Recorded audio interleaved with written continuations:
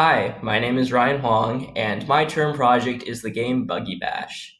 Buggy Bash is an arcade game that is based off of the tradition of Buggy here at CMU. This game has one player and two player functionality. Some of its main features are a lot of hand drawn pixel art, so including this start screen and a lot of art you're going to see in the game, including the buggies, pedestrians, potholes, etc., were all hand drawn. 2.5D graphics in that the road is slanting in, and the yellow lines you can see as they come closer to the end of the screen, they'll get bigger. An infinitely generated track. The track will be infinitely generated and will randomly provide obstacles or power ups as time goes on, and high score option functionality, which will be demonstrated. So the objective for single player mode is to try to get as high of a score as you can. As you can see, score is kept track over here. Lives and indicators are kept track in the top right. If you crash into a pothole or a pedestrian or into the side of the curb, you will lose a life. And so there I just hit a pedestrian. That's not good, and so I'll lose a life.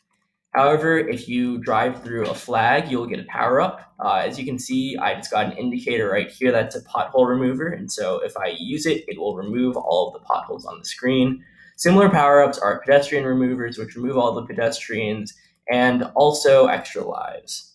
So I can drive through here. There's another pothole remover. But unfortunately, I crashed into this pedestrian. That was my last life, and so the game is over. However, as you can see down here, I mentioned that this game keeps track of high scores. I ended up getting a new high score. So the shell will ask me to enter my name.